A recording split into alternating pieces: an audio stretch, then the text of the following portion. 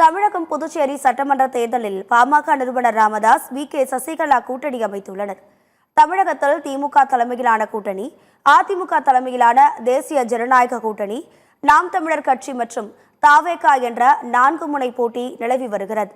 இந்நிலையில் வருகிற சட்டமன்ற தேர்தலில் 234 தொகுதிகளிலும் சசிகலாவுடன் இணைந்து போட்டியிட உள்ளதாக பாமக நிறுவனர் ராமதாஸ் அறிவித்துள்ளார். அனைத்திந்திய புரட்சி தலைவர் மக்கள் முன்னேற்ற கழக பொதுச் செயலாளர் சசிகலா மற்றும் பாமக நிறுவனர் ராமதாஸ் இடையே விழுப்புரம் தைலாபுரம் இல்லத்தில் கூட்டணி ஒப்பந்தம் கையெழுத்தானது.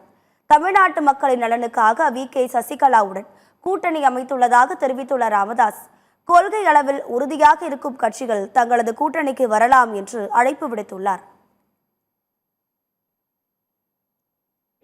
பாட்டாளி மக்கள் கட்சியும் அனைத்து இந்திய புரட்சி தலைவர் மக்கள் முன்னேற்ற கழகமும் இணைந்து இந்த தேர்தலை சந்திப்பது என்று ஒப்பந்தம் போட்டிருக்கிறோம். எங்களோடு கொள்கை அளவில் உறுதியாக இருக்கின்ற கட்சிகள் எந்த கட்சி வந்தாலும் நம்முடைய சசிகலா அம்மையாரோடு கலந்து நாங்கள் முடிவு செய்வோம்.